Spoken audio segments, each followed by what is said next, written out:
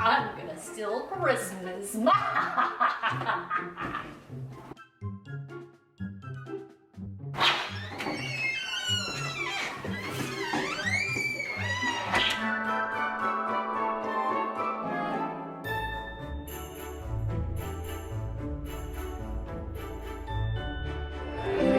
Hey guys, I hope you can hear me. This is Christy from Christy's Corner. If you don't know me, I do Disney vlogs and just other things related to Disney. So me and my friend Kat over at Perfectly Cat both came to the parks, but she came sooner than I did and we couldn't come together. So we are doing a couple of collaborations together right now. So what I'm here doing is I just got off the Pirates ride and we're doing a ride in each park and kind of giving you some facts about it. So I pulled up the Disneyland facts because they're more entertaining than the facts about Pirates of the Caribbean in Walt Disney World. So I'm going to go over a couple of the facts for you, and that will be my Adventureland ride. So let's see, Pirates of the Caribbean was planned to be a walk-through wax museum. The idea was to use a wax museum to detail the pirates that looted and murdered on the high seas in the Caribbean. Walt Disney added his Pirates of the Caribbean idea as part of the New Orleans Square expansion to Disneyland. The attraction was changed to a boat ride after the great reaction from It's a Small World. So that's the first one. Number two, one of the featured pirates' names can still be found on the attraction upon arriving to board your ship. Guests enter from Lafayette's Landing. Lafayette was a pirate that is an important part of the building of America. Lafayette helped Andrew Jackson in the Battle of New Orleans. The efforts were so profound that songs have been written about the battle for control of the Mississippi River. Many musical artists have sung the vulnerable songs, the Battle of New Orleans. You may recognize in the tune in 1984, we took a little trip along with Colonel Jackson down the mighty Mississippi. The song was recorded in 1959, about the same time that Walt and the Imagineers started thinking about adding New Orleans Square and the Pirates of the Caribbean in Disneyland. So I'm just going to go over those two, and I think half of my head got cut off while I was doing that because I was reading and holding the camera at the same time. But I just wanted to go over a few of the facts because I don't want this video to be too long, and I've got a ride to ride in every land and to give you a little bit of factual information about it. So Kat, I'm glad me and you came up with some fun ideas. Actually, they were your ideas. They're Kat's ideas. I just said, hey, let's collab since we're both going to the park, and she came up with the ideas. So I hope you guys do enjoy this collaboration, and thanks so much for watching, and I'm going to continue this, so keep on watching. So now we made it to Frontierland, and we just got off Splash Mountain behind me. And now I've got my facts for you about Splash Mountain. Fun facts about Splash Mountain. This is on Mickey Vlogs. With poor attendance of America's Scenes, the attraction was shut down and Disneyland was left with audio animatronics not being used. The land of Bear Country had little foot traffic and only had one attraction at the time, Country Bear Jamboree. Chairman of Walt Disney Attractions went to Imagineers to create a log flume ride for Disneyland while driving through rush hour traffic in 1983. Tony Baxter had the brilliant idea of combining the want for the log flume ride with the need to resure the audio animatronics into the idea for Splash Mountain. Going far over budget at $75 million, Splash Mountain was the most expensive project that Walt Disney Imagineering had ever created. The original concept had the name Zippity River Run, which was changed later to Splash Mountain. On opening day, Splash Mountain opened July 17, 1989 in Disneyland, so we're on Disneyland still. And the earliest riders happened to be company executives. The executives were getting quite soaked from the ride when it was supposed to be a light spray. Opening day was pushed back to redesign boats to hold fewer passengers. With the success of Splash Mountain in Disneyland, construction began in 1991 on July 17th. In 1991. On July 17th, 1992, Magic Kingdom began soft openings of the ride and officially opened October 1st of 1992, while Tokyo opened October 2nd of 1992. So those are your facts about Splash Mountain, which we just got off of. And I have only ridden this ride twice. Okay, so now we are in Liberty Square at Haunted Mansion. We just got off. And my fun facts about Haunted Mansion. The Haunted Mansion is the only attraction located in 4 different lands in 4 different Disney parks. New Orleans Square at Disneyland, Liberty Square at Walt Disney World, Fantasyland at Tokyo Disney, and Frontierland at Disneyland Paris. Fact number 2. Eddie Murphy had been looking to do a ghostly comedy in the vein of Bob Hope and Abbott and Costello when he heard about Disney's Haunted Mansion film and asked to see the script. Fact number 3. Imagineers and Disney legend Claude Costs briefly developed a water ride version of the Haunted Mansion in which guests would float through the ruins of an old plantation house partially submerged in the Louisiana Bayou. Fact number 4. A live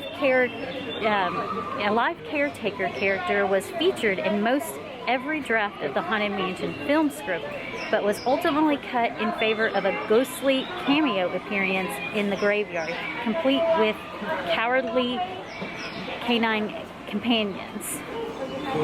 Number 5. Engineers produced the auto animatronics figures, props, and set pieces for both the Disneyland and Walt Disney World versions of the Haunted Mansion at the same time, knowing that the Florida attraction would open less than 2 years after the Anaheim predecessor.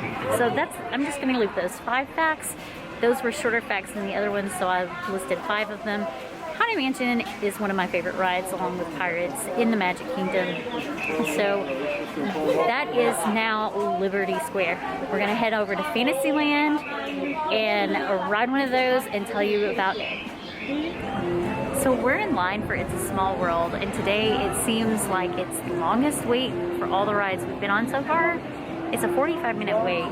Let's see, Haunted Mansion was practically a walk-on. It was like 15 minutes. It said it was posted 20. Thunder Mountain was a walk-on. Splash Mountain was a walk-on. Everything we've ridden so far has not been a long wait, and this one's 45 minutes wait. This seems weird because I do not like this ride. But my sister's never ridden it, so we're here riding it, and we're in Fantasyland, so it's time for some fun facts. Fun facts about It's a Small World. When Walt Disney first conceived the ride, it was called Children of the World. Number 2, as many people know, the ride was originally an attraction at the 1964 New York World's Fair before finding a permanent home at Disneyland.